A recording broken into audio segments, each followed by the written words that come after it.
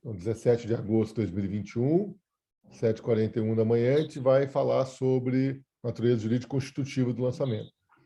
Veja, Patrício, o que o professor Paulo de Barros Carvalho diz é o seguinte: você pode enxergar o fenômeno da tributação das duas formas, está me entendendo? Você pode entender que é declaratório e você pode entender que é constitutivo. O importante é que você faça isso levando em consideração o seu sistema de referência, entendeu? E é por isso que ele vai lá e ele fala, ó, o professor Amílcar de Araújo Falcão, ele entendia diferente, só que para o sistema de referência dele, está correto o que ele entende, porque ele parte de uma premissa e constrói um raciocínio em cima da premissa dele, entendeu? Então, porque não tem certo e não tem errado, entendeu? Nisso daí. Existem duas coisas, por isso que na prova, quando eu perguntar para vocês na prova, vocês vão poder dar as duas perguntas, as duas respostas, e eu vou aceitar as duas respostas. Por quê? Porque o que interessa para mim é o fundamento, entendeu? O fundamento de validade que você, as premissas que você estabelece para construir o seu raciocínio, entendeu? Entendeu o que eu tô falando? Deu para entender o que eu estou falando ou não? Sim. É. Mas ele defende que foi ele que construiu no ordenamento brasileiro essa ideia de que ela tem natureza constitutiva. Então, veja bem, não foi, veja bem, aí que tá. Veja bem, como que eu vou explicar isso para vocês? Ó, é ele que introduziu isso no direito tributário, percebe? Porque esta é uma questão que já vem do professor Lorival Villanova, de Pernambuco. Então, a teoria geral do direito vem do professor Lorival Villanova, lá de Pernambuco. Ele tem vários livros, tá? E se vocês acham que é complicado ler o professor Paulo de Barros Carvalho, é que vocês nunca leram o Lorival Villanova, entendeu? Ele tem o sistema de direito positivo, estruturas lógicas, ele tem uns livros bem, bem doidos. Mas, assim, no direito tributário, Sara, foi o professor Paulo que introduziu essa questão, entendeu? Ele que trouxe esse debate para o direito tributário, porque até então, como vocês puderam observar, né, no fichamento do professor Amílcar de Araújo Falcão, no fichamento do professor Alfredo Augusto Becker, no fichamento do professor, esses fizeram, né, mas na doutrina do professor Geraldo Taliba. Então, assim, a rigor, né, em linhas gerais, tá, na doutrina brasileira, sempre se entendeu que a natureza jurídica do lançamento era declaratória. Por quê? Pontos de Miranda. Percebe? Porque quando você vai ver Amílcar de Araújo Falcão, quando você vai ler Alfredo Augusto Becker, ou qualquer outro declarativista, o fundamento desses caras está em Pontos de Miranda. E como Pontos de Miranda é muito forte aqui no Brasil, então a gente adotou isso como uma verdade, como um fundamento óbvio. E aí o Becker tem uma frase que é muito interessante, que ele fala: existem coisas que são óbvias demais para você questionar, mas você tem que questionar, porque mesmo as coisas que parecem óbvias, pode ser que não sejam daquele jeito, percebe? Então, assim, na doutrina brasileira, a natureza jurídica declaratória, ela era praticamente ela era praticamente incontroversa, entendeu? Por que ela é... Ei! Por que ela era incontroversa? Por causa de Pontes de Miranda. Aliás, eu penso assim, né? Porque quando você vai ver o Becker, você vê que o Becker cita o Pontes de Miranda, né? E todo mundo segue aquela toada do Pontes de Miranda. E se você partir das premissas de validade do Pontes de Miranda, tudo bem, tá tudo certo, entendeu? Se você entender o Pontes de Miranda. Agora, quando... Porque, e aí que vem, gente, que eu falei lá passada para vocês. O Becker, ele era amigo do professor Paulo de Barros. E o Becker trocava cartas com o professor Paulo de Barros. O professor Paulo de Barros falou: Becker, comprei esse livro de direito tributário italiano. O Becker falou para ele: meu, para com isso, cara. Você já leu tudo, você já conhece tudo de direito tributário. Para de ler essas doutrinas de direito tributário. Vai estudar linguagem. Percebe? Vai estudar linguagem. E esses conceitos, Sara, para os linguistas, são mais antigos ainda, entendeu? Então, o professor Tarek Moussalem, tá, que para mim é um dos melhores professores lá da turma, lá do professor Paulo, né? É um cara que eu me identifico muito, né? Não só porque ele seja árabe, mas ele como começou a estudar com o professor Paulo, ele foi fazer uma cadeira de linguística com o professor Fiorin da USP. E a hora que ele chegou lá, entrou na sala, o Fiorin olhou para ele assim do direito, né? Daí ele começou a falar assim: vocês no direito pensam que fatos são acontecimentos. Ele já saiu com essa logo na cara dele. Vocês não perceberam ainda, vocês não se deram conta de todo o trabalho que a ciência linguística está desenvolvendo nos últimos 50 anos. Percebe? Porque para os linguistas, eles já não confundem mais evento e fato há muito tempo. Se você for falar com qualquer linguista aí, você vai ver que eles falam, o acontecimento é acontecimento e o fato é a descrição linguística do acontecimento. Tanto que tem aquele livro, aquele quadro do Magret, eu mostrei para vocês no primeiro semestre, do cachimbo, lembra? O cachimbo. Né? Não tem aquele quadro? Né? O cara desenhou um cachimbo e escreveu embaixo. Isso não é um cachimbo. E aí até a Sara falou, não, é claro que é um cachimbo. Eu falei, não é, fuma nele. Não fuma. Por quê? Porque aquilo é representação linguística de um cachimbo. Linguisticamente falando, eu posso representar o cachimbo através de um desenho, eu simplesmente posso colocar a palavra cachimbo. Percebe? É a mesma coisa. Significa a mesma, é um signo. Né? O ser humano trabalha com signos. Né? A linguagem desenvolvida pelo ser humano é feita toda em cima de símbolos. Só que os símbolos, eles não tocam a realidade. A simbologia linguística criada pelo homem, ela não às vezes né? Ela constrói a realidade para nós. Mas o mundo dos acontecimentos é o mundo dos acontecimentos. O mundo da linguagem que descreve os acontecimentos é uma outra coisa, percebe? Então, eu penso que, nesse momento que o professor Alfredo Augusto Becker provocou o professor Paulo de Barros Carvalho, o professor Paulo de Barros Carvalho foi lá, estudou linguística, tomou conta disso, deu start na cabeça e falou, putz, calma aí, é isso. E aí ele pegou aquilo com a teoria geral do direito do professor Lorival Villanova de Pernambuco, que tem fundamento em Hans Kelsen, na Alemanha, e aí ele veio e desenvolveu essa tese dele e jogou isso aí para o direito tributário, entendeu? Mas isso serve para qualquer ramo do direito. É uma outra forma de enxergar o direito. Tá vendo? Ó, aqui na tela eu coloquei aqui, ó, Amílcar de Araújo Falcão expõe 7 índices concludentes da eficácia declaratória do lançamento. Todos eles mostrando a retrooperação à data do evento, para efeito de pesquisa e determinação dos elementos, com base nos quais será fixado o o se e o quando DBO, ou seja, quem deve para quem e quanto deve, né? O saudoso professor, como pode ser confirmado, parte de outros pressupostos, quais sejam o da ocorrência do fato gerador e o do nascimento da relação jurídica tributária, para depois advir o ato de lançamento, declarando aqueles sucessos e neles buscando as informações necessárias à formalização do vínculo obrigacional. É a vertente da tradição, em perfeita coerência com seus pontos de partida. Então, você veja, nesse parágrafo, Patrícia, o professor Paulo está dizendo o seguinte, o professor Amílcar de Araújo Falcão, como ele parte daqueles pressupostos, a conclusão dele está em perfeita coerência com o seu ponto de partida.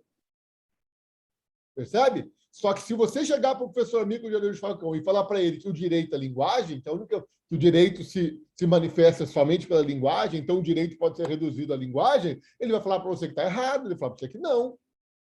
Entendeu? Ele entende o direito, a linguagem como instrumento, mas não que o direito se resuma à linguagem.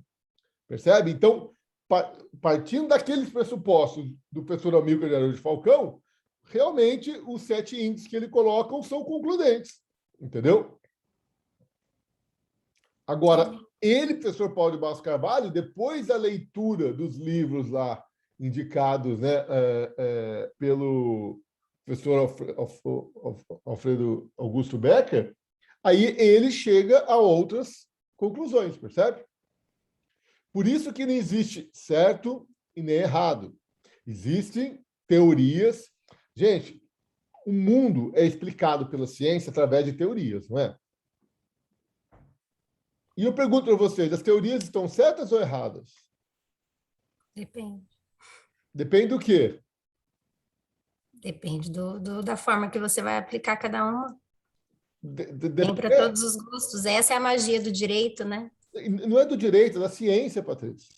Da ciência como um todo. Gordura faz mal para a saúde? Mas, professor,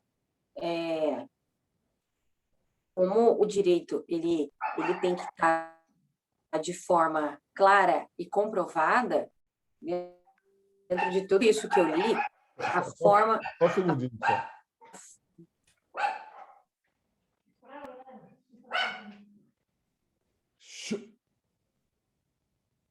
Põe lá para baixo, Lara. Pois não. Dentro disso tudo que eu li aqui desses textos, como o direito ele tem que estar de forma positivada para que ele possa, de fato, atingir o mundo e o espaço jurídico, ele tem que estar em figura de linguagem, porque você vê que até uma parte do texto desafiou alguém que pudesse comprovar que não fosse em figura de linguagem. Sim. Ele ficou ali disponível e aguardando todas as objeções que vieram e ninguém conseguiu comprovar que em forma de linguagem não tinha como aplicar o direito, porque se você for ver em todas as esferas, até tem uma parte do texto que fala que todas as áreas do direito incide a linguagem. Não tem como você operar o direito, ou seja, de forma escrita, enfim, se você não tiver aquilo em figura de linguagem clara, o que você está operando ali, o que você está aplicando ali, o que você está sancionando ali, tem que estar previsto e escrito. Então, não tem outra forma de você ter da área do direito dizer que em figura de linguagem não se concretiza ou não é necessário a figura de linguagem. Eu vejo como ele, eu não consegui entender que uma outra tese que funcione. Não consegui ver. Então, é porque é muito forte, né? Existe. Qual a outra? Porque, Patrícia, Priscila, qual é a outra forma de manifestação do seu intelecto a não ser pela linguagem? Nenhuma. Como é que seu, entendeu? Como é que o seu... Então, tem até o outro lado, tem até a outra tese, que a figura da linguagem não é necessária. Só que na hora que você vai fazer ela funcionar, ela trava, ela não funciona. Não tem como. É uma tese, já pode, assim, na cabeça de muitas pessoas está muito claro, porque na minha eu estava com muita dúvida, mas na hora que você vai fazer ela funcionar, ela não vai funcionar. Ela não funciona. Não tem como você fazer ela rodar, né? Vamos dizer, aquela ignição jurídica rodar e ocorrer as etapas dentro da legalidade que tem que acontecer sem a figura de linguagem. Não tem condições. E aí, Priscila, eu vou te falar mais coisa, porque assim, você pensa fazendo uso de uma linguagem, concorda? Eu penso em português. O meu pai, ele pensa em árabe. Ele fala português, mas ele pensa em árabe. Quando eu pego ele contando dinheirinho lá, eu vejo ele contando em árabe, percebe? Ele está contando lá, entendeu? De repente, alguém nasceu nos Estados Unidos, aí morou nos Estados Unidos um tempo, de repente pensa em inglês. Né? O outro pensa em... Percebe? A gente tem que ter uma linguagem, uma língua para a gente pensar, senão a gente não consegue pensar, concorda? E eu até vou viajar bastante agora, tá? E eu tenho uma coisa assim, qual é a língua que é falada no mundo espiritual? Quando você morrer, você vai continuar falando português? Será que existem várias línguas lá no mundo espiritual ou é uma língua só? Caramba, professor, nunca parei para pensar nisso. Cara, eu já parei muito. Mas será que necessita de linguagem? Então, essa é a resposta que eu tenho. Mas Tem, justamente, pensei Não. nisso também. Então, o que me dizem é isso, você não precisa de linguagem. Pô, mas eu penso em português. A hora que eu morrer, eu vou continuar pensando em português? Entendeu? E aí, a hora que eu quiser conversar com outra pessoa que está morta lá, eu só vou entender, vou precisar de um intérprete, né? Dizem que não. Você só vai se encontrar com os brasileiros. Só vou encontrar com brasileiro e português, né? Deus me livre, né? Ô louco, não menosprezar, mas assim, né? Será que eu não posso conversar? Não, e tem outra, e eu já vivi em outros países. Né? Então, quer dizer, como é que funciona essa linguagem lá no mundo espiritual? Não sei, tá?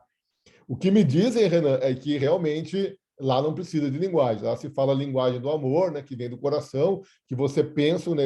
É meio telepatia, né? Porque Eu imaginei que fosse algo meio consciência, professor. Então, eu não sei como funciona, cara. Ninguém me convenceu. Já me explicaram que é consciência, que você não tem, que você não precisa, mas eu não sei como que é, porque eu preciso de... Hoje, para eu pensar, eu preciso de uma língua, senão eu não consigo pensar, entendeu? Eu penso em português, eu posso até pensar em inglês. Vai ser um pouco mais difícil para mim, mas eu posso pensar em inglês. Agora, preciso de uma língua para pensar, eu não consigo pensar sem uma língua, percebe? E eles dizem que não, eles dizem que lá não precisa disso, entendeu? Porque, aliás, puxando o gancho, né, no mundo espiritual, e aí não é só no mundo espiritual, tá? Eu penso que você conversa pelo pensamento, certo? O pensamento, gente, é uma onda que se propaga, tá? Ó, o som que sai da minha boca é uma onda que se propaga e entra no ouvido de vocês aí através dessa máquina, não é isso? Vibrações, né, professor? A mesma coisa é o pensamento, tá? O pensamento também se propaga, tá ok? Só que ele é muito mais sutil. E aí você não consegue ler o pensamento das outras pessoas. Mas um dia, quem sabe, nós iremos ler o pensamento, não é isso? E aí vai ser um problema, né? Porque imagina, eu fico olhando para vocês aqui, né? Aí pode estar com a câmera desligada que eu estou lendo, né? Raíssa, para de pensar isso. Ô Marcelo, ô Jamil, né? E essa era a grande sacada de Jesus Cristo, né? Porque Jesus Cristo lia o pensamento das pessoas, né? Então, quando os caras vinham para jogar uma para ele, né? Ele já sabia o que ia vir, entendeu? Então, ele tinha tempo para pensar, né? Ele já estava ligado no que ia vir. Mas vamos largar de viagem e vamos voltar aqui para o nosso tema. Percebe? Alguém mais quer falar alguma coisa? Professor, você então é adepto da constitutivista. Então, eu vou dizer mais, eu já disse, só que é muito louco isso, né? Porque às vezes eu falo, mas vocês não ouvem, porque vocês ainda não estão preparados para ouvir. Entendeu? Eu vou falar de novo o que eu penso hoje, tá? O que para mim resume toda a história e acaba com a briga. E um dia, quem sabe, eu vou fazer um artigo colocando isso no papel. Só que, nossa, tem tanta coisa que eu tenho que escrever, né? Não consigo escrever nada, né? É complicado isso, né? E vamos lá. Antes disso daí, gente, eu queria relembrar para vocês, tá? Algo que eu falei lá no primeiro semestre também, mas que é de suma importância, tá? Que é aquela perguntinha do que é o direito, né? Então, o que é o direito? O direito, né, é uma questão muito filosófica, né? Você fazer o que é o direito. Mas, se você partir da premissa de que o direito se manifesta pela linguagem, que o direito são ideias que visam regular as condutas entre as pessoas, né, impor regras à sociedade, e se manifesta pela linguagem, eu acho que já é um ponto de partida. Agora, preste atenção. De que linguagem eu estou falando? Da linguagem do texto do professor Paulo de Barros Carvalho ou da linguagem de uma sentença ou de uma lei? E aí eu vou voltar com vocês, e agora vocês talvez compreendam bem melhor do que lá atrás, para dizer o seguinte para vocês, gente. Não confundam o chamado direito positivo com a ciência do direito. Tá? Então, presta atenção. O direito positivo é um corpo de linguagem feito por pessoa competente mediante procedimento previsto no ordenamento jurídico. Então, toda vez que uma pessoa é competente, o que é pessoa competente? É pessoa que tem poder para fazer alguma coisa. Às vezes não é pessoa, tá? Às vezes é um órgão. Às vezes é uma pessoa imbuída no órgão. Tem que tomar cuidado com isso também, tá? Mas toda vez que uma pessoa for competente, e por que ela é competente? Porque o ordenamento jurídico diz que ela tem poder para fazer alguma coisa. Ok? O ordenamento jurídico diz que eu tenho poder de dar de oferir a presença de vocês em sala de aula. Eu tenho o poder de verificar se vocês aprenderam o conteúdo, percebem? O poderzinho que eu tenho. Agora, para eu exercer esse poder, e aí não sou eu, Ricardo Murad, mas sou eu, Ricardo Murad, na qualidade de professor da matéria de Direito Tributário 2, percebam? Então, na verdade, é a função que eu exerço, né?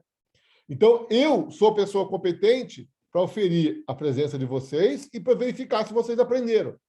Só que, para isso, eu vou ter que fazer uso de um procedimento que também está previsto no ordenamento jurídico, nas deliberações da Universidade de Taubaté, que é a lei para a Universidade de Taubaté, tá ok? Então, eu tenho que oferir a presença de vocês fazendo chamada e eu tenho que oferir se vocês aprenderam ou não um conteúdo através da prova, das avaliações, né? Parciais e da avaliação principal, percebem? Então, o direito positivo é aquela linguagem produzida por sujeito competente mediante procedimento. E aí, logo de cara, qual que é o primeiro... Eu costumo dizer que existem 4 tipos de textos de direito positivo, tá? Devem existir mais, mas para mim existem 4 blocos bem característicos e bem definidos. Qual que é o primeiro tipo de direito positivo que vocês conhecem, que vem à cabeça de vocês a partir daquilo que eu estou falando? Eu não entendi a pergunta, professor. Lei. Presta atenção. Eu estou falando para vocês que o direito positivo é um corpo de linguagem realizado por uma pessoa, por um órgão, que possui poder para criar essa linguagem. E, para exercer esse poder, essa competência, ele tem que fazer o uso de um procedimento que também é previsto no ordenamento jurídico, tá certo? E aí ele vai produzir uma linguagem que tem força, que é prescritiva, que ela manda, que ela ordena, que ela gera eficácia. E aí eu estou dizendo que existem 4 tipos dessa linguagem. Alguém poderia me indicar um, que seria o que vem à minha cabeça, pelo menos logo de cara?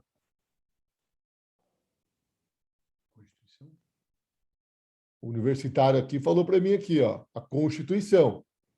Eu diria que não a Constituição somente, mas eu diria, né, que são as leis, percebem? Gente, quem é que faz as leis? Percebe que são órgãos, né? A elaboração de uma lei, aí vai depender do tipo de lei, né? Se for uma emenda à Constituição, é feita pelo Congresso. Se for uma lei ordinária, é feita com o Congresso, com a participação do presidente da República, que tem que sancionar a lei, percebe?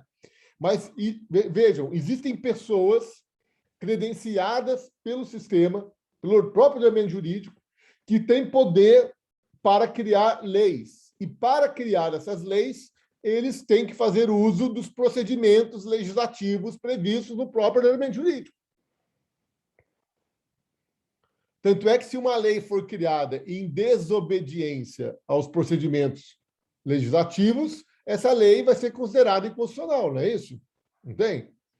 Né? Inconstitucionalidade formal. O que chama inconstitucionalidade formal? É uma lei que foi aprovada, mas que não passou pelos procedimentos legislativos previstos na Constituição.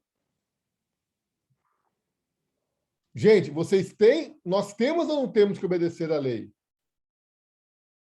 Ela tem ou não tem força prescritiva? Agora, qualquer um de nós pode fazer uma lei? Não.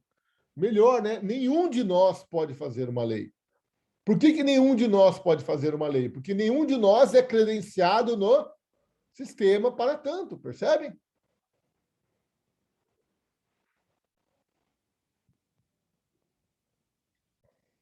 Agora, eu faço parte do Conselho Universitário.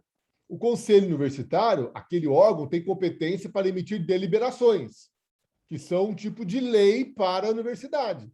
Então, eu posso chegar lá no Conselho e propor uma deliberação, vejam. Só que daí não sou eu que estou fazendo, é o órgão que vai aprovar. É aí que tem a diferença, entendeu? Então, na verdade, uma lei não é uma pessoa que faz uma lei, percebe? A lei envolve a participação de várias pessoas.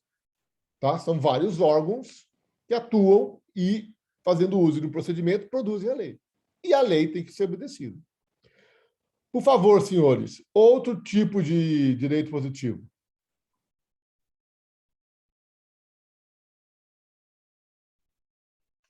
Sentença. Eu vou mais longe, Sara. As decisões judiciais. Entreguei o ouro aqui para vocês. Né?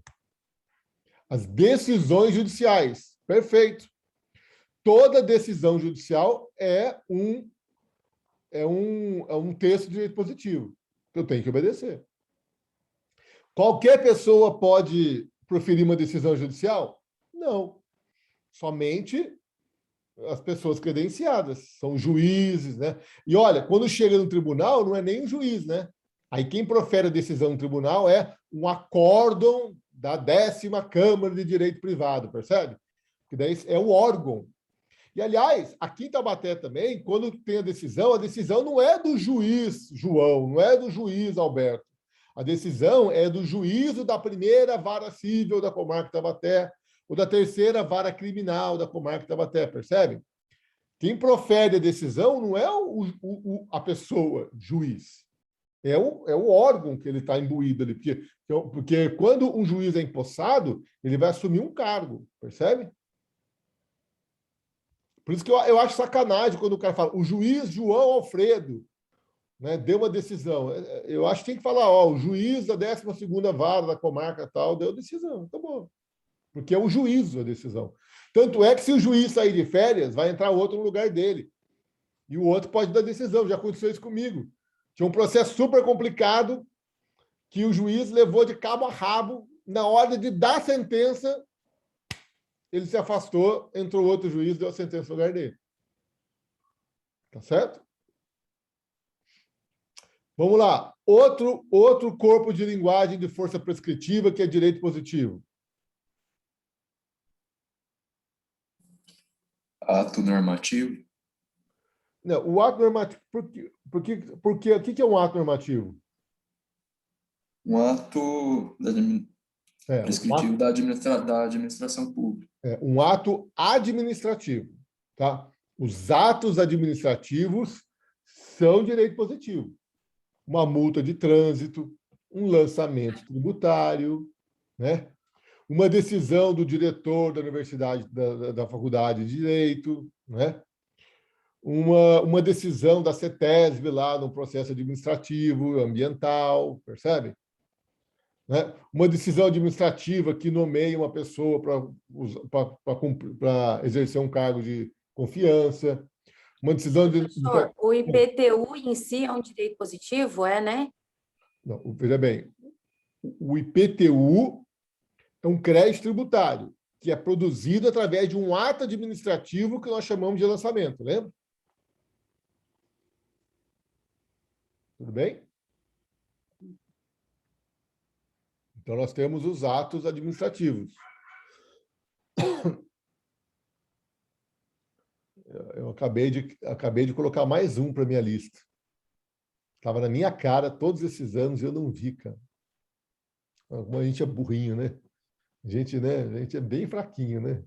Tem coisas que estão na nossa cara e a gente leva anos para ver, né? Acabou de bater aqui um lance aqui na minha cabeça. Bom, então, os atos administrativos também são direito positivo. Né? Multou, eu tenho que pagar. Lançou, eu tenho que pagar, tá ok? Possui outra... E a quarta, né? O quarto corpo de direito positivo, os contratos. E aí todo mundo tem o direito de fazer contratos, consegue? Concorda? Quem é a pessoa competente para fazer contrato? É quem o Código Civil diz lá. As partes da relação jurídica. Então, mas veja bem. Quem tem a capacidade civil, né? Isso, é a capacidade civil. Seu filho pode celebrar um contrato, Priscila? Pode, Priscila? Seu filho pode celebrar um contrato?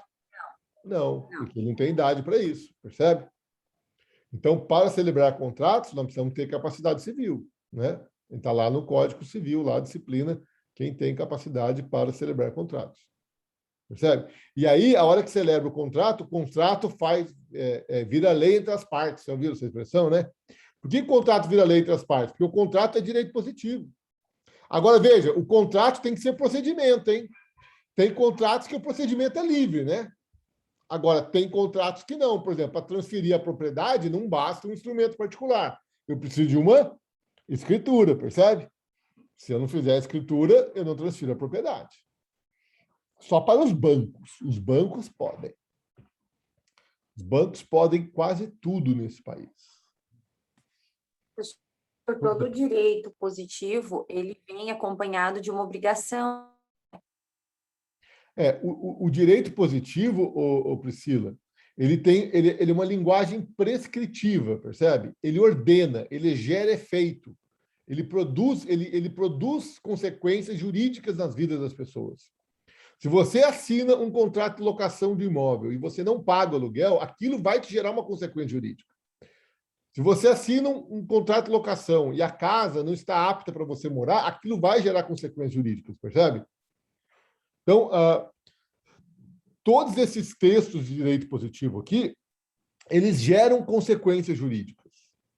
Pelo menos eles deveriam gerar consequência jurídica, né? Quando eu tenho um contrato que não gera consequência jurídica nenhuma, um ato administrativo, é a pior coisa do mundo, né? Eu estou produzindo direito positivo e ele não está gerando a consequência. Percebe?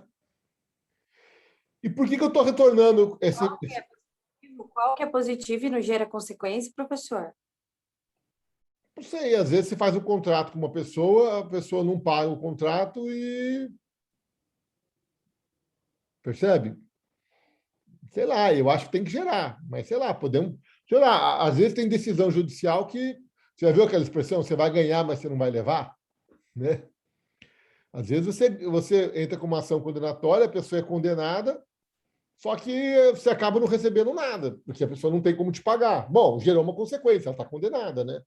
Mas a minha ideia é assim, professor, independente do polo ali que não vai cumprir com a obrigação, de qualquer forma, nasceu a obrigação, todo direito positivo, ele vem acompanhado obrigatoriamente de uma obrigação. Não tem como ele ser positivo e não ter uma obrigação. Eu não consegui encontrar isso. Não tem como. Não, veja bem, quando você tem um direito positivo, você tem obrigação, certo? Não é isso, Priscila? Agora, sem direito positivo, não tem obrigação nenhuma. O que eu estou falando aqui é que, às vezes, as obrigações que estão no mundo da linguagem do direito positivo não se concretizam no seio da sociedade. Percebe? Uma pessoa é condenada a 10 anos de prisão por homicídio e não vai presa. A pessoa celebra um contrato de locação, mora no imóvel, não paga aluguel e eu não consigo receber. Percebe? Ou então um ato administrativo... Eu entendi o que você falou. É uma questão de... Eu entendi o que você falou, mas isso não faz com que ela não deva, isso não faz com que ela não tenha uma determinada obrigação ali. Aqui não foi presa, ela foi condenada, então ela ficou numa dívida com o Estado de uma certa forma. Ela foi condenada sobre algo que ela deveria de ter feito e não fez. Ou que não fez e era para fazer. Sempre vem acompanhado disso daí, de tudo que eu vi até agora. Sim, eu não consegui achar uma outra forma, uma outra engrenagem que o direito positivo se move sem que seja estar satisfazendo e dando ordens de obrigação. Exatamente. Agora, veja só, Priscila, a gente não pode confundir essa linguagem prescritiva do direito positivo, que está nas leis, nos atos administrativos, nos contratos ou nas decisões judiciais, com uma outra linguagem, que é a linguagem da ciência do direito. Porque a linguagem da ciência do direito é uma linguagem metalinguagem, é uma linguagem que se debruça sobre o direito positivo e procura o quê? Descrever o direito positivo. Por isso que é uma linguagem descritiva. Então, a ciência do direito, tá? E quem é que produz ciência do direito? É a doutrina.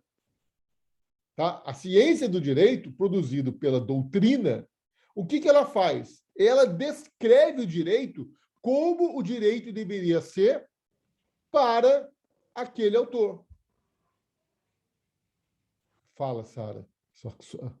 Essa expressão, isso é enigmática. Sara? Professor, Peraí, eu repete isso perdi aí. alguma coisa. Peraí. A doutrina vai... Tudo bem. Ah, explica de novo. Não entendi, não. Eu vi. Eu Viajei Eu aqui. quase entendi, mas não entendi. Eu quase entendi, mas não entendi. Você entendeu, Patrícia? Você entendeu, Patrícia? Entendi o que o senhor falou, que ela descreve o direito. Então, porque, ó, vamos colocar nome aos bois aqui, tá ok? Presta atenção. Então, existe um professor de direito que é juiz. Então, vamos imaginar, ó, eu tenho um professor de direito, o Leandro, vamos pegar um juiz de direito, um cara que é juiz de direito e ele é doutrinador, tá ok? Ele é professor e é juiz. Vocês sabem que a única profissão que um juiz pode exercer, além da judicatura, é o magistério. Então, vejam só. Podemos pegar o caso do Sérgio Moro. Ele era juiz, né? E ele é professor. Então, quando o Sérgio Moro está dentro do gabinete dele lá, né, quando estava dentro do gabinete dele, na 12ª Vara Criminal Federal de Curitiba, e ele dava uma sentença, ele está produzindo direito positivo, não está? Está produzindo direito positivo. Ele tá condenando uma pessoa por um crime de sonegação, lá, sei lá o quê, beleza. Aquela sentença dele vai ter força prescritiva, deveria ter força prescritiva, etc, etc. Agora, percebe, quando o Sérgio Moro sai do gabinete dele na Justiça Federal e vai para a Universidade Federal do Paraná e entra na sala de aula, e ali ele escreve um livro dizendo como que ele enxerga o direito penal. Vamos supor que ele tenha escrito um livro, Crimes do Colarinho Branco. Percebe? Aquela linguagem que ele produz naquele livro tem força prescritiva, sabe? Não, não tem. Porque aquele livro é somente a forma, né? Ali está exposto a forma como ele, Sérgio Moro, vê o direito. Por isso que eu estou colocando aqui, ó, a ciência do direito, né? Os cientistas do direito, eles se debruçam sobre o direito positivo, que é o objeto de estudo da ciência do direito, e eles produzem doutrina, eles produzem livros que explicam como que o direito funciona. Só que esse livro não tem força prescritiva, tem força descritiva. Ninguém vai preso porque o juiz Sérgio Moro escreveu um livro de direito sobre crime de lavagem de dinheiro. Agora, se o juiz Sérgio Moro, imbuído, né, titular da 12ª Vara Federal Criminal de Curitiba, né, se ele profere uma sentença condenando uma pessoa pelo crime de lavagem de dinheiro, aí ele está produzindo direito positivo, linguagem prescritiva. Entenderam?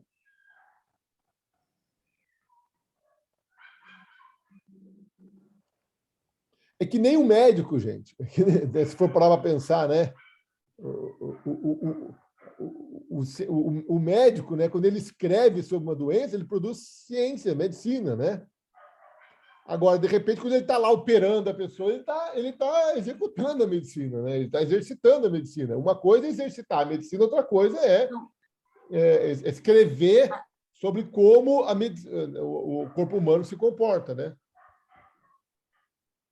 Então, a linguagem, a ciência, ela diz como a linguagem tem força prescritiva. Ela descreve como a linguagem deve se materializar. É isso, professor? Não, veja bem. Ela descreve como, na visão do autor, o direito positivo deve ser, entendeu? Vou dar um exemplo para vocês aqui bem singelo. Eu estou com um livro aqui. Tá aqui, Curso de Direito Constitucional Tributário, Roque Antônio Carrasa. Então, esse livro aqui, o que o Carrasa faz? Ele olha para a Constituição brasileira, ele interpreta a Constituição brasileira no que diz respeito à tributação e ele descreve como é que funciona o direito constitucional tributário para ele, Roque Antônio Carrasa. Estamos entendendo? Sim ou não? Sim, mas eu queria fazer uma pergunta. Pois não. A Constituição, ela é uma ciência da linguagem ou ela já é uma ciência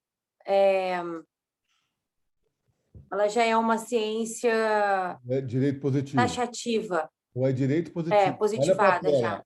Olha para a tela. A Constituição é direito positivo ou é ciência do direito? Essa é a sua pergunta? Quem vai responder para ela? Patrícia? Eu acho que é direito positivo, Direito. Por que você acha que é direito positivo? porque ela prescreve, né, os direitos, Porque a Constituição tem força prescritiva. A Sim. Constituição, ela manda, ela não pede, ela não diz, percebe? Só que assim, o que está escrito na Constituição? Como é que eu devo interpretar o texto da Constituição? Aí que entra o Carrasa. Percebe? É isso aí que eu quero saber. É isso aí que está... Então, porque todo texto requer interpretação. Todo texto, para ser compreendido, requer interpretação. Então, o texto da Constituição brasileira é direito positivo. Mas para eu compreender, né, o alcance e dimensão daquele texto da Constituição brasileira, eu preciso interpretá-lo. E quem que vai fazer isso? É a doutrina.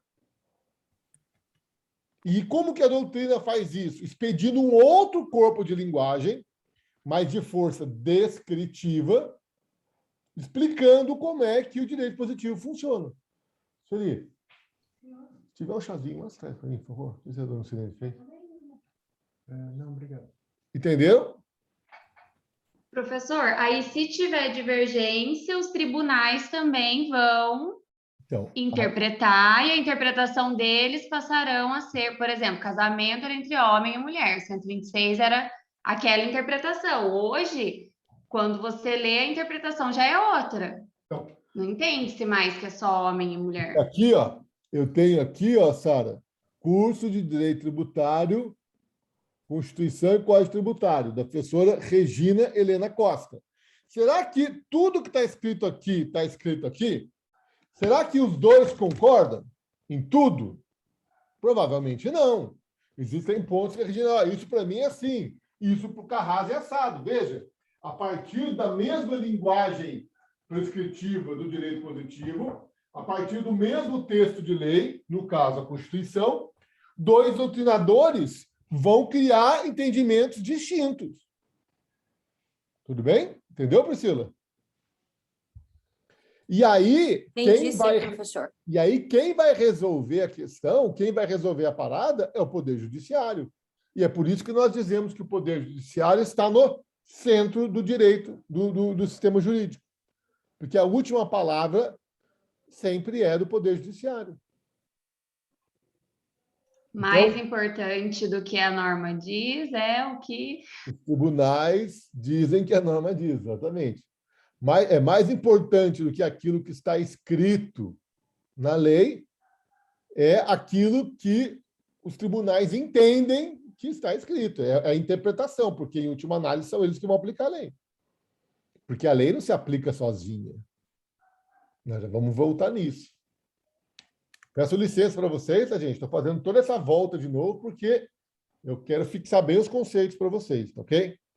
Então, vejam, ninguém vai preso, ninguém vai pagar tributo por causa da minha aula, ninguém vai pagar tributo por causa de um livro, se um dia eu escrever. Mas se tiver um ato administrativo, aí vai ser diferente, percebe? É a mesma coisa, um cara que seja fiscal da Receita Federal e seja professor de direito. É uma coisa. Ele, quando produz o livro, tudo bem. Agora, quando ele vai lá na qualidade fiscal e lavra uma autoinfração, aí é linguagem prescritiva. Percebe a diferença? Tudo bem? Alguma dúvida?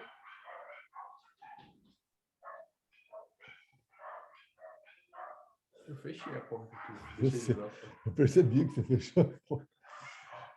Então, gente, continuando aqui, ó. Tá? Então, perceba, quais são as características da ciência do direito, da linguagem descritiva da ciência de direito, com a linguagem prescritiva do direito positivo. Muito obrigado. Viu? Dá um jeito desse cachorro para mim, por favor. Eu sei que você consegue. Eu sei que você é capaz de livrar eu desses latidos. Então, olha só. A ciência do direito é uma linguagem descritiva. O direito positivo é uma linguagem prescritiva. A ciência do direito usa uma linguagem científica. Científica porque não pode ter contradições, concorda? A coisa mais chata do mundo é você estar lendo uma doutrina e você vê que o autor se contradiz, não é verdade? Não é chato pra caramba isso? Ele perde toda a credibilidade, né? Nossa, mas o cara falou aquilo ali, agora está falando isso aqui, né? Então, a linguagem da ciência do direito, né? A linguagem científica da doutrina, né? Ela tem que ser plena, ela não pode ter contradições. E é aí que a porca torce o rabo. Porque muitas vezes você crava premissas, mas quando chega na hora lá H, a sua conclusão tem que guardar coerência com a premissa que você cravou. Ok? Igual a minha monografia. Igual a sua monografia? Eu fiz as premissas totalmente diferentes da minha conclusão. O cara universitário aqui está dizendo para mim que a conclusão da monografia dele é completamente diferente da premissa, mas então... Não, depois eu consertei, mas... Você tirou quanto na monografia? Eu tirei 10. Tirou 10. Os caras são putos, né, cara? Vai falar isso pro coordenador do TG, meu? Que surta! Não, mas isso é importante, né? Quando você vai fazer essa monografia, no primeiro capítulo, você vai estabelecer premissas. E a sua conclusão tem que estar coerente com a sua premissa.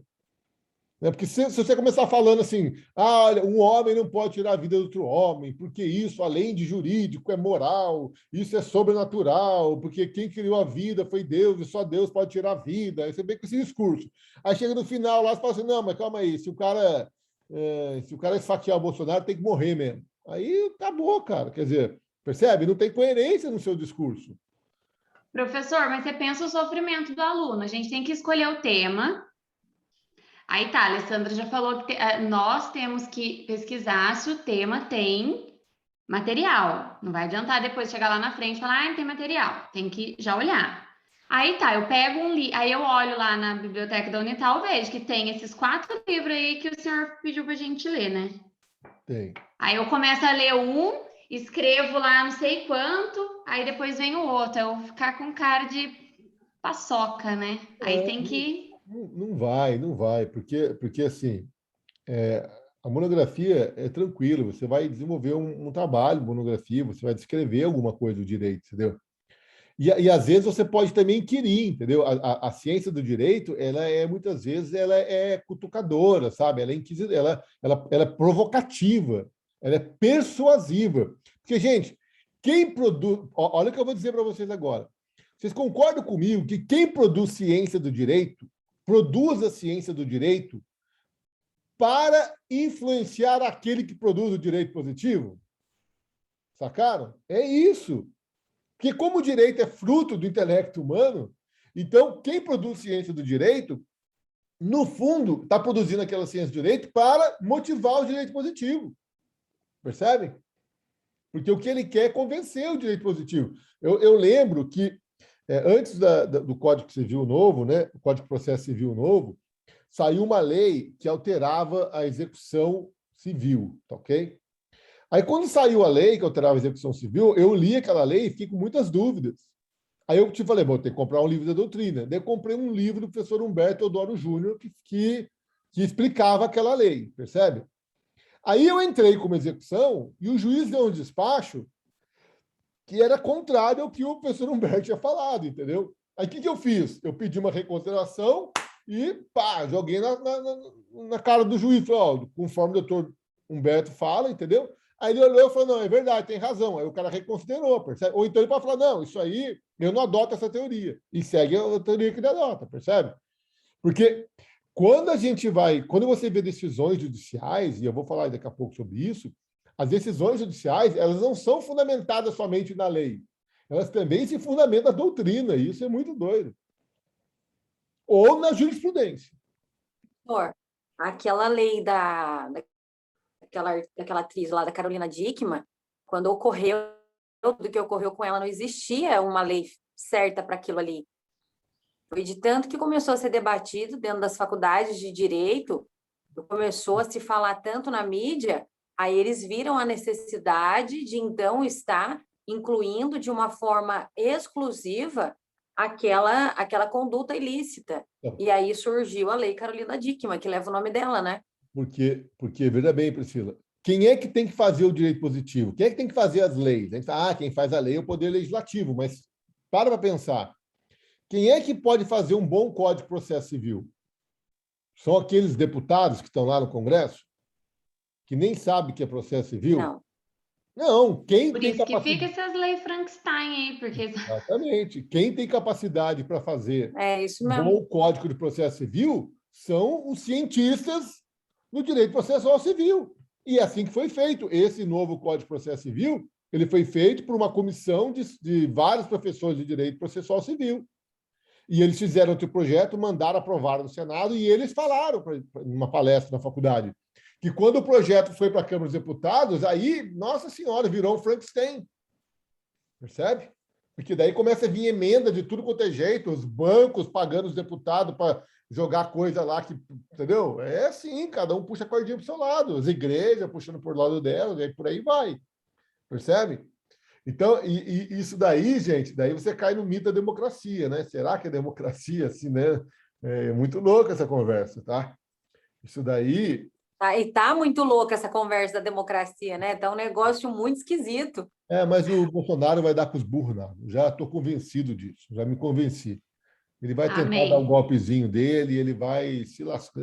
Ontem ele foi dar tiro de canhão, você viu, professor? Já era, ele vai dar trabalho. É que nem criança birrenta, vai dar trabalho. Ontem ele foi dar tiro de canhão. Rapazinho que falando, o que esse homem tem que dar tiro de canhão? O que está ganhando com isso, pô? Como diz um amigo meu, trabalhoso, rapazinho é trabalhoso, mas o golpe dele vai dar ruim, vai dar com os burros na água. Cuidado aí, quem é bolsonarista, é apoiar o golpe do Bolsonaro, depois vai ter que fugir, igual foge do Talibã lá, né? Professor. Mais uma pergunta. O Talibã se iniciou de... Como que é as premissas aí que iniciou o Talibã, professor? Conta para nós. Se vocês quiserem que eu comece a falar de Talibã aqui, eu já não vou esquecer o direito, vou passar a manhã inteira falando a história do Afeganistão, do Talibã. Mas só assim uma degustação. Hã? Só uma degustação. Professor, fala só por cima. Direita, anticiência, apoia a arma, o que mais que temos de mulher de correlação aí? Você tá parecendo uma talibã hoje aqui para mim, que está com o cabelo coberto? Não, né? Só que você está com uma blusa preta e seu cabelo é preto. Então eu estou olhando para você, eu estou olhando... Professor, você tá parecendo que está usando uma... Foi caro, viu, para arrumar. Você para de falar que eu tenho... Não tá, Patrícia? Olha para ela aí. Você não está olhando para ela? Parece que o seu cabelo... Pô, sacanagem, professor. O Talibã é fruto, tá? O Talibã é fruto da invasão soviética ao Afeganistão. A União Soviética invadiu o Afeganistão em 79 e saiu de lá em 82. Tá? 79, 70 alguma coisa. Foram 10 anos de guerra lá e não conseguiram dominar os talibãs lá, o povo afegão. Aquele povo é briguento, aquilo lá é carniça, bicho. Aquilo lá é Nossa Senhora. Aquilo ali os caras se intocam no meio da montanha lá, comem areia e dá gosto de bala, bicho. Lá não é fácil não, entendeu? E aí deu o que deu, né? Mas enfim, vamos... E aliás, as imagens de ontem ficaram para a história, né? Aquela imagem daqueles caras caindo no avião. O que é aquilo, cara? Ontem se escreveu mais um capítulo da história. E aí, E a universitária aqui do meu lado lembrou para mim que... Foi você ou não? Foi o Renier, né?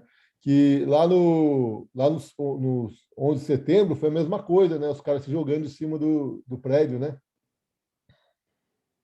Lá no 11 de setembro, os caras se jogavam de cima do prédio, né? E agora os caras se jogaram do avião, né? Muito louco. Mas vamos voltar para a nossa aula. Repetição de padrão, né, professor? A história é cíclica e se repete. Por isso que o Lulinha Paz e Amor vem aí. Tô brincando. Como diz o Lulu Santos, assim caminha a humanidade. Com um passo de formiga e sem vontade. É verdade. Pois é. Eu fico pensando no ZT, olhando para a gente e falando, nossa, aqueles caras estão muito atrasados, não dá para a gente aparecer agora, não. Vamos deixar rolar mais um tempo e ver se eles melhoram um pouquinho, porque os bichos estão muito atrasados ainda. Porque esse povo está parecendo demente, sei lá, ou tem hora que eu fico olhando, eu falo, será que eu que sou louca? Sei lá. Vamos lá. Então, olha só, a linguagem científica da ciência do direito, né, da doutrina, como eu acabei de falar, é uma linguagem científica. E a linguagem científica não comporta contradições, percebe? Tudo que você diz tem que ter coerência com as premissas que você traçou, com as conclusões. Já a linguagem do direito positivo é uma linguagem técnica. Que é uma linguagem técnica, não é feita por cientista. E é por isso que, às vezes, você tem muita contradição, né? Às vezes, a Constituição fala uma coisa, a lei fala outra, eles falam uma, está contradizendo a outra, né? Então, a linguagem do direito positivo ela é técnica, ela não é científica, e por isso que ela é cheia de contradições. A ciência do direito, ela se submete aos valores verdadeiro ou falso. Aquilo que um doutrinador fala, ou é verdadeiro ou é falso, tudo bem? O Carrasa fala isso, mas ele está errado, não é assim, não. Eu concordo com o que a professora Regina Helena fala. Então, a professora Regina Helena fala é falso, não condiz. Eu concordo com o que o Carrasa fala. Veja, a doutrina, ou ela fala verdade, ou ela fala mentira. A ciência ou está certa ou está errada. Ou gordura faz bem para a saúde ou faz mal para a saúde, percebe? Né? Se bem que há uns que dizem que a gordura pode fazer bem para o organismo de algumas pessoas e pode fazer mal para o organismo de outras pessoas. Mas isso é uma outra questão. Agora, presta atenção. O direito positivo, ele não submete a esses critérios de verdadeiro ou falso. Ou é válido ou é inválido. Se a linguagem do direito ela é produzida por pessoa competente mediante procedimento, ela é válida. Acabou, ponto. Se ela estiver errada, se ela for falsa, você vai ter que buscar uma outra linguagem para desfazer aquela. E nós já vamos ver isso. Né? Se o juiz Sérgio Moro, ao condenar o Lula, né, ele agiu com imparcialidade, isso está errado. Só que o problema é que a sentença não se submete a esse valor. Ela é válida ou inválida. Então, condenou, ela é válida e foi preso. A partir do momento que o Supremo entendeu que ele agiu com imparcialidade, o Supremo invalidou a decisão dele. Percebe? Então, o direito positivo é válido ou inválido. Não submete a esse critério de verdade e falsidade. Ok? A ciência do direito é uma metalinguagem. Por quê? Porque é uma linguagem que fala de outra, percebe? E o direito positivo é linguagem objeto, porque é linguagem objeto de estudo da metalinguagem da ciência do direito. Tudo bem? E aí eu vou colocar mais um aqui. Ó. A lógica da ciência do direito é dado A é B. Matou, tem que ir para a cadeia. Roubou, degradou o meio ambiente.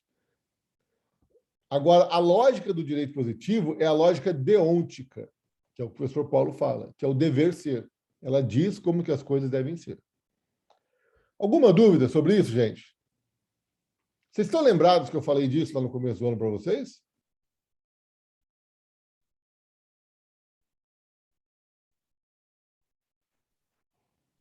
Professor, sinceramente, não. Acho que não foi nessa sala, viu? Será que não? Foi lá no oitavo C. O oitavo C tem até mecânica básica, tem as leis de Newton. Então, acho que foi lá, viu? Pode ser mesmo, porque esse slide Você estava... falou meio que por cima, professor, no começo do outro semestre. Até tem alguma coisinha anotada sobre isso daí, mas foi por cima. Mas está Até claro. a Patrícia falou também, mas não foi uma aula, não, foi um comentário rápido. Mas está claro isso para vocês agora? Isso é muito importante, tá? Não confunda o direito positivo com a ciência do direito, gente, porque todo mundo briga, todo mundo faz confusão com isso. Ninguém para pensar nisso. Isso é uma coisa muito óbvia, entendeu?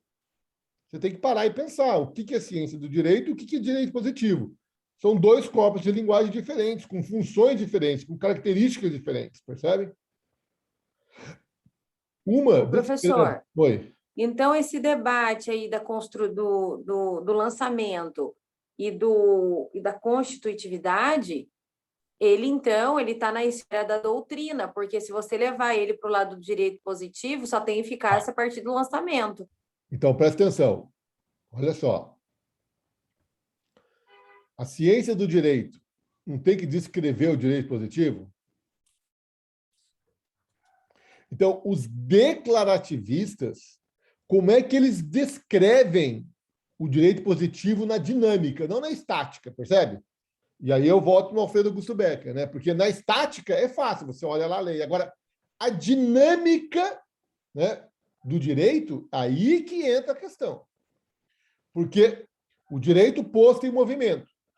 Para os cientistas declarativistas, como é que se opera a fenomenologia da incidência tributária? Como é que se opera esse fenômeno da incidência tributária? Como é que o direito em movimento, como é que a partir de uma lei nasce uma obrigação tributária? Então, para os declarativistas, como eles partem de premissas científicas distintas, eles entendem que a obrigação tributária nasce com a ocorrência do fato gerador, porque eles entendem que a hipótese incide sobre o fato no momento que o fato ocorre.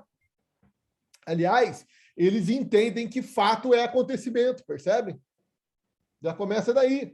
Então, se você chegar para o Amilcar, num centro espírita lá, e falar, Amilcar, o que é um fato para você? Ele fala, fato é um acontecimento, tem relevância para o direito, fato jurídico. Fato gerador da obrigação tributária, é o nome do livro do cara. Fato gerador da obrigação tributária. O que é um fato gerador da obrigação tributária? É um acontecimento que, quando ocorre, gera o nascimento da obrigação. Ponto. Percebe? Agora, para os constitutivistas, eles fazem a distinção evento-fato. Para os constitutivistas, eles partem do princípio da teoria da linguagem. Eles partem do princípio de que o direito se manifesta única e exclusivamente através da linguagem. Então, eles dizem que enquanto eu não tiver linguagem, eu não tenho obrigação. Vejam, são duas formas distintas de analisar o mesmo acontecimento. Então, vamos lá. Está aí na tela para vocês, ó. Como é que o cientista declarativista enxerga as coisas? E aqui eu vou colocar minha posição, tá, Sara?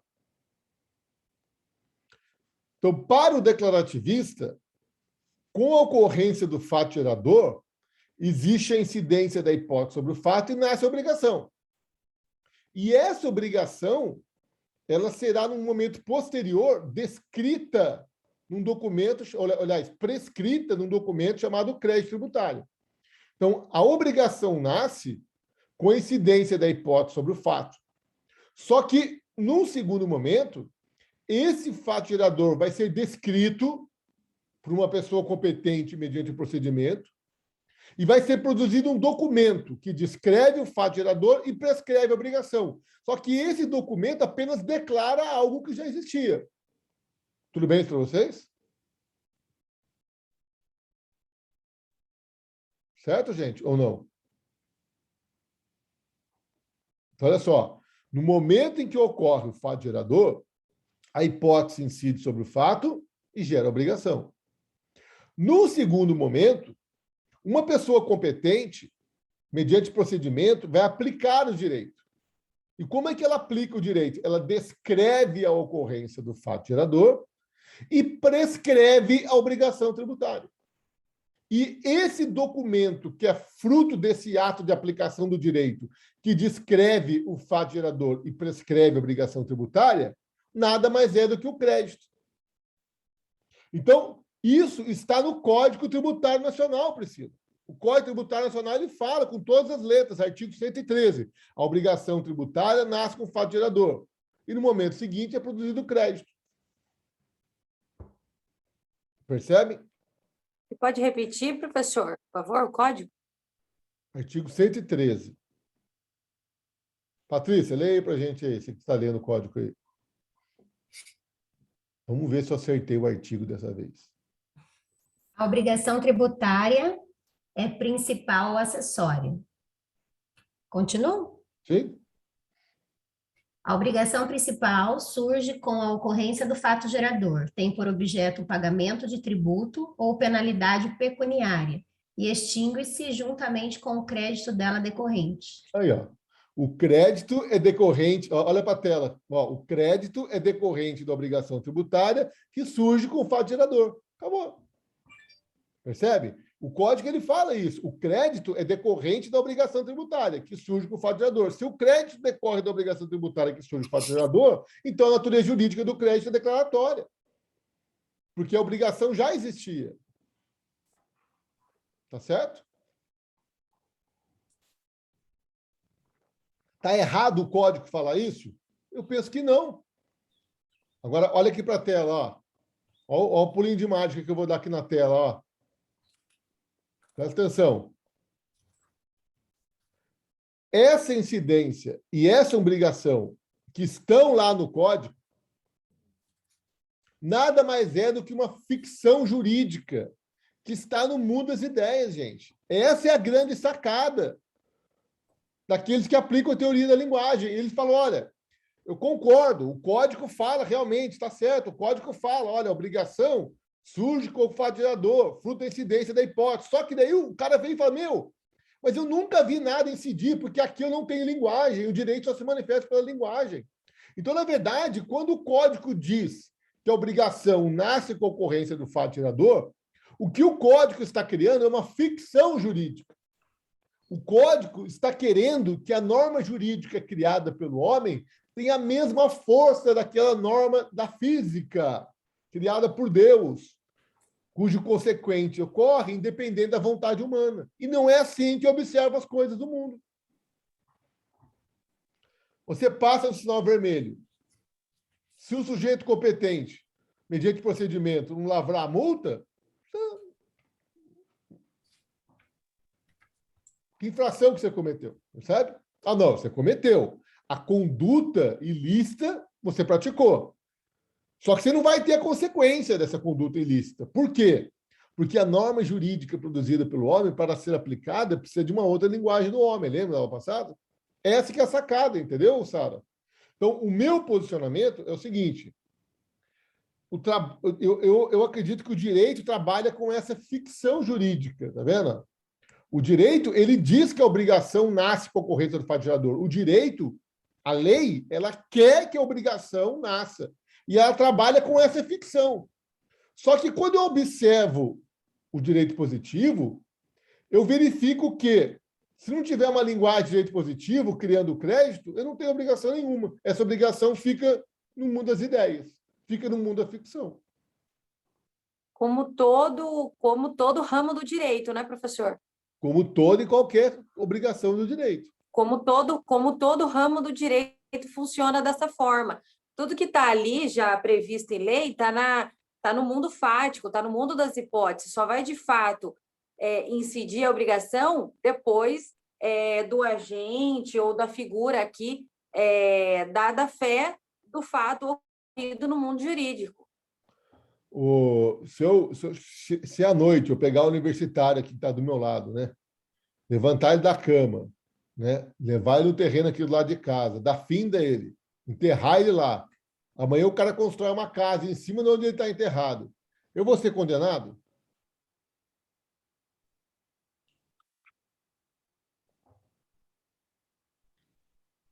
O que vocês acham? Se não achar o corpo não. E não desconfiar que foi você. Materializou o crime, né? Não, o crime materializou, eu matei ele. Ué, mas ninguém provou que você matou, precisa de comprovação. Ué, não é porque uma pessoa... Não é porque uma pessoa confessa um crime que ele é condenado, hein? Ó, ele acabou de falar, pô, como você confessou? Não. Muitas vezes o cara confessa o crime e ele não é condenado. A confissão não diz que se eu posso confessar para encobertar o verdadeiro, não posso? Com certeza. Percebe? Então, aí que está Priscila. Se conseguir produzir linguagem, percebe? Se conseguir produzir linguagem que convença o Poder Judiciário que eu matei ele, aí eu vou ter problemas. Mas se não, não. Eu vou ter problema, mas eu vou me defender. Aqui no bairro onde eu moro tem câmera na rua.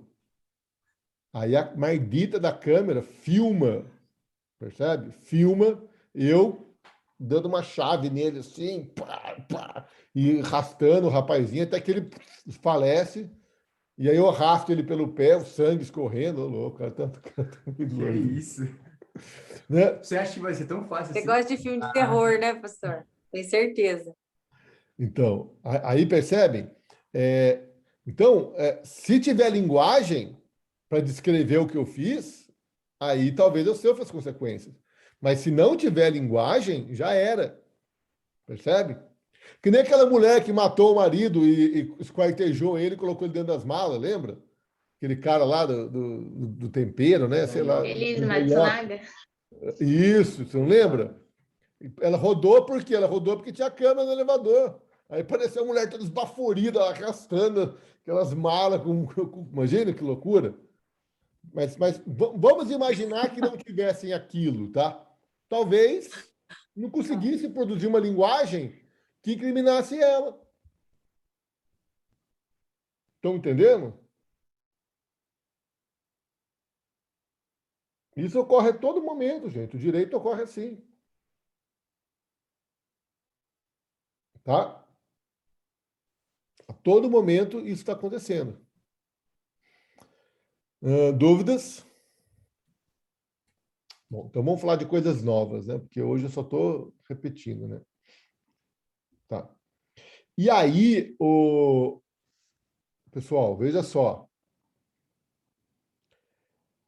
Eu faço a pergunta que é matadora para mim, tá? De que a incidência e a obrigação que nasce, né, com a ocorrência do evento tributário, isso aqui é uma ficção. Vamos lá. Essa obrigação tributária que está no crédito é uma decorrência lógica desse fato ou desse evento? Do evento, professor. Repito, ó, a obrigação tributária que está plasmada no crédito é uma decorrência lógica desse fato aqui que também está plasmado no crédito ou do evento?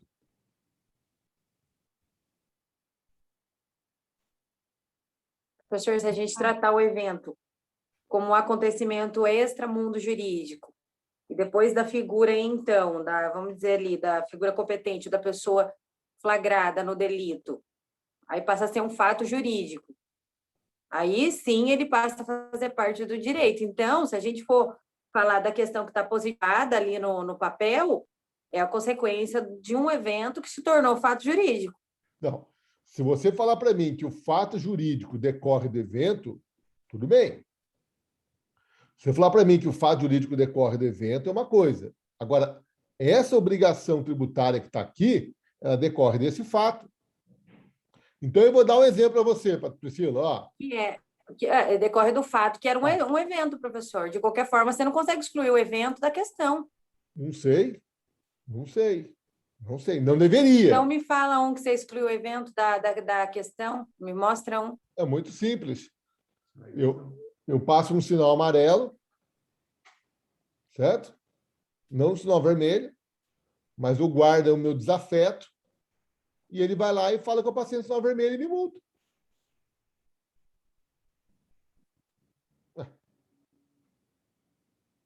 Percebe? Então, mas aí você está falando de uma má-fé do agente. Então, vamos supor... Porque não ocorreu, o evento não ocorreu. Ele disse que ocorreu, mas não ocorreu. Não, mas Você passou no sinal vermelho? Você não passou? Você passou no amarelo. Então, aí ele, como uma figura competente do Estado ou da questão, ele vai lá e diz que você fez, mas você não fez. não fiz, A gente está tratando, se a gente for levar para esse mundo, então fica um pouquinho mais complicado de entender tudo isso. A gente está falando de um fato concreto dentro da questão tributária. Então, vocês estão E a chegando questão exatamente tributária, onde eu ela já quero. vem acompanhada de mais coisas, né, professor? Mas você está chegando exatamente onde eu quero.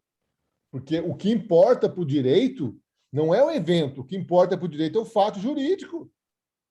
Veja, se eu não passei no sinal vermelho, se o guarda disse que eu passei no sinal vermelho, eu vou sofrer a multa de passar no sinal vermelho. E eu só vou conseguir ficar livre dessa multa se eu conseguir produzir uma linguagem que destrua esse fato aqui produzido pelo guarda, senão já era. Percebe? O evento por isso que eu confio nas câmeras em vez dos agentes. Bom, alguém falou alguma coisa aí? O evento é discutível nesse caso. O evento é discutível. E eu falei que o cara está de má fé, mas às vezes o guarda não está nem de má fé. Às vezes o cara passou no vermelho, o guarda achou que ele passou no sinal vermelho e o cara passou no sinal amarelo. Mas o que eu estou falando para você é o seguinte: você está tratando de um fato jurídico. A gente está falando do fato jurídico. O que eu estou falando é assim: não tem como o fato jurídico não nascer de um evento. Como não, Priscila? Como não? O fato jurídico está para o evento como o evento está para o fato jurídico, não de uma forma obrigatória, mas se eu tenho um fato jurídico, eu tive um evento, eu não consigo tirar esse evento do fato jurídico. Priscila, deixa eu explicar para você. O que se quer é que o fato jurídico corresponda ao evento. Esse é o mundo ideal das coisas, mas nem sempre é assim. Percebe? Nem sempre é assim. Quem disse que o apartamento é do Lula? Eu não sei, pode ser que não seja. Pode ser que o sítio realmente não fosse dele, ele só usava. Mas o Poder Judiciário entendeu que era dele, que era fruto de lavagem de dinheiro e condenou ele. Percebe? Uma vez, o único júri que eu participei da minha vida, como aluno, é um cara que correu atrás do outro e esfaqueou o outro. Aí o promotor falou que ele tentou matar. Ele falou que não, ele só estava desferindo golpes. Como é que você sabe que se ele tentou matar ou não tentou matar o outro cara? Você percebe que a única pessoa que tem a resposta para isso é ele mesmo? O criminoso? Eu falei lá para o advogado, meu professor, eu falei, ele não fez assim, ele fez assim. Quem risca a pessoa não quer matar, quer só ferir ela. Se ele quisesse matar mesmo, ele fazia assim, ó. Mas, cara, isso foi um argumento que eu usei na hora, que veio na minha cabeça para defender o cara. A única pessoa que sabe realmente se tinha ou não tinha intenção de matar é ele. E, aliás, eu vou te dizer, o bicho estava tão louco que talvez nem ele soubesse o que ele estava fazendo. Então, percebam. Agora, o promotor, não. O promotor, ele queria matar, ele queria tentativa de homicídio. Percebe? E o júri foi na do promotor. E o cara foi condenado por tentativa de homicídio. Pô, voltamos depois do almoço, o cara arrancou a blusa dele, era só tatuagem de cadeira para tudo quanto é lado, com faca, não sei o quê. Será que isso não pesou no jurado? Não sei. Percebe? Então, o que se quer no direito é que os fatos jurídicos sempre condizam com os eventos, condizam com a realidade, mas isso nem sempre ocorre. Percebe? Uma coisa do exemplo que o senhor deu anteriormente, professor, do senhor aí matar o universitário aí do seu lado, é a mesma ideia, nem sempre o fato que a realidade, a verdade real é a verdade que foi produzida juridicamente. Exatamente, a gente não sabe. Então vamos lá. Eu estava assistindo o jogo nesse final de semana lá, aí a bola veio, bateu na mão do cara, o juiz apitou pênalti. Aí tem o cara falando, não foi pênalti. O outro fala, não foi pênalti. Eu não sei se foi ou não foi pênalti. O que eu sei é que o juiz apitou e marcou, e para a linguagem jurídica do futebol, o que vale é o que o juiz entende, percebe? Na final da Copa do Mundo de 66, a Inglaterra bateu uma bola, a bola bateu no travessão, bateu no chão, o juiz marcou gol, e não foi gol. Mas, veja bem, para o futebol foi gol. Entenderam? Porque o juiz marcou. O que vale é o que o sujeito competente diz que aconteceu e não o que realmente aconteceu. Estão me entendendo? Ó, gente, eu peço desculpa para vocês, tá? Essa aula de hoje eu estou voltando em tudo que eu já falei para vocês, mas eu quero que vocês fixem bem esse conceito na cabeça de vocês, tá? Isso é muito importante. Isso é Vou muito... dar mesmo, professor, porque fica muita coisa solta. Exatamente. Alguém tem mais dúvida?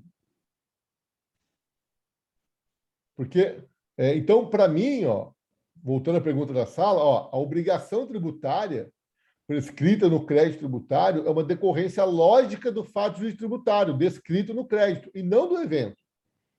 Então, isso para mim é irrefutável. Tá? E eu estou concluindo aqui, ó. Então, é uma lógica. É uma lógica, né? É uma lógica. É uma lógica. É quem diz isso é o professor Paulo, tá? Eu tô pegando as palavras dele. Porque, veja bem, ó, vamos imaginar. Uhum. Eu moro nessa casa aqui. Vamos supor que essa casa aqui, se Deus quiser, vale R$1 milhão. Beleza. Então, ocorreu o fato gerador do IPTU, tá ok? Não é isso? O IPTU é 1%.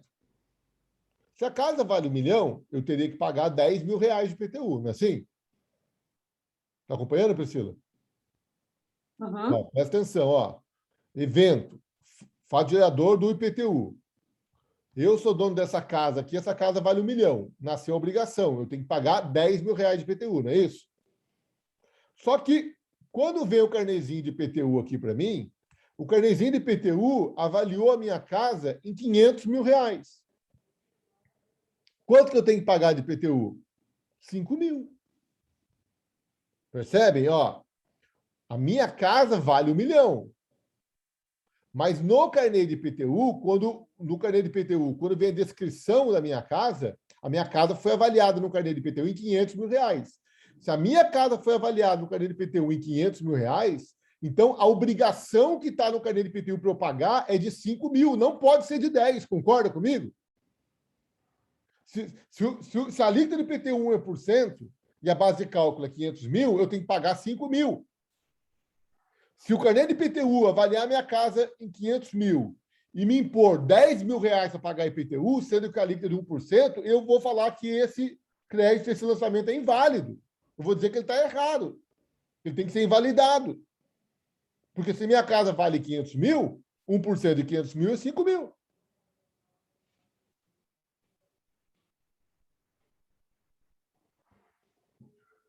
Entenderam onde que eu quero chegar?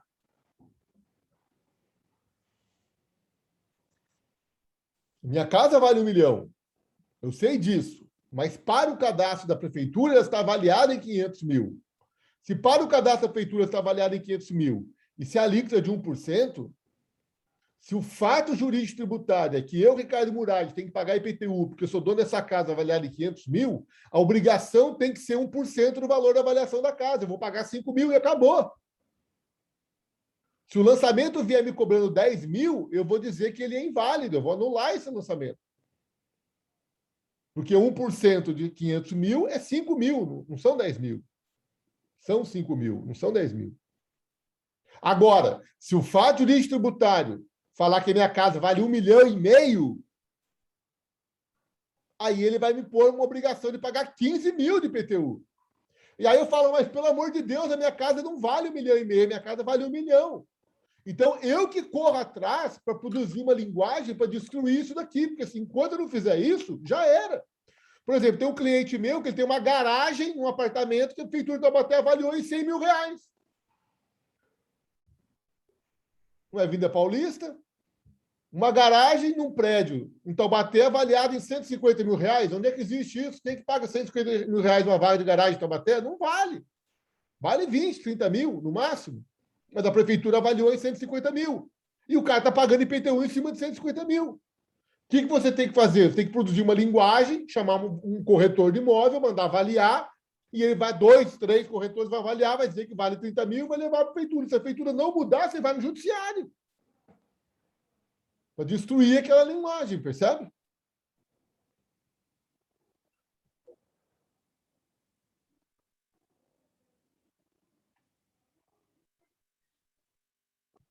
Então, veja. Tem uma parte do texto aqui, professor, que fala assim, os valores lógicos, até tinha, os valores lógicos aqui está submetido, por isso mesmo, são o da lógica deontico-jurídica, válido e não válido. Exatamente. E não o da lógica alética, verdadeiro ou falso. Então, se enquadraria dentro disso daí que você está falando, é válido ou não. Válido a gente não consegue entrar na esfera verdadeiro ou falso com isso daí, né? É que para invalidar, você vai usar como fundamento, vai dizer que a avaliação está errada, concorda? Você vai dizer, ó, avaliaram minha casa 1,5 milhão, mas ela vale 1 milhão. A avaliação está errada, então aquele ato é inválido. Você usa como fundamento, mas, na verdade, o que você vai pedir é a invalidade do ato. Ó, presta atenção, e enquanto não tiver uma linguagem dizendo que aquele ato é inválido, tá? Ele vai continuar válido. E vou dizer mais, tá? Esse meu cliente, quando recebeu a notificação de IPTU de R$150 mil a vaga de garagem dele, ele devia ter contratado um advogado para defender ele. Ele não contratou advogado, ele mandou a secretária ir lá na prefeitura. A secretária foi lá na prefeitura, fez um recurso, a prefeitura sabe o que falou para ele? Não, está errado. O valor certo é 150 e ainda cobrou os últimos 5 anos dele.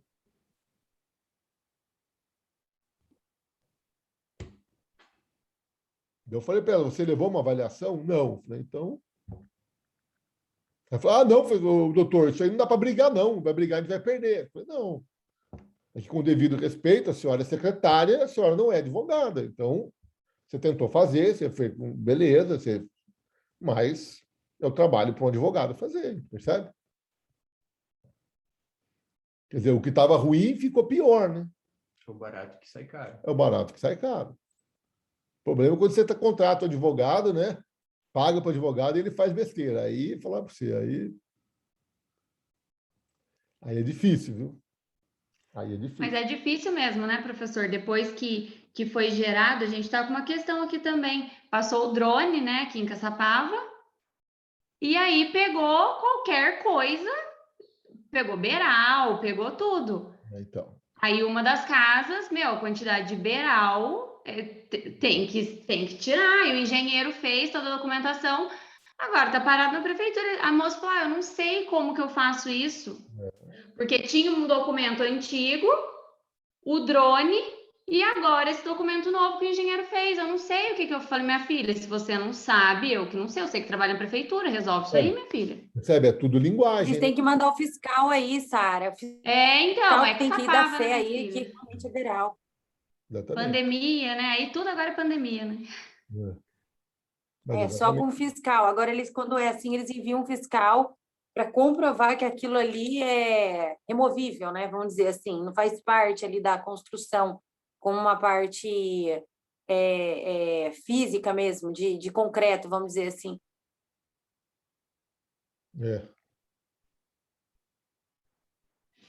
Bom, em suma, né?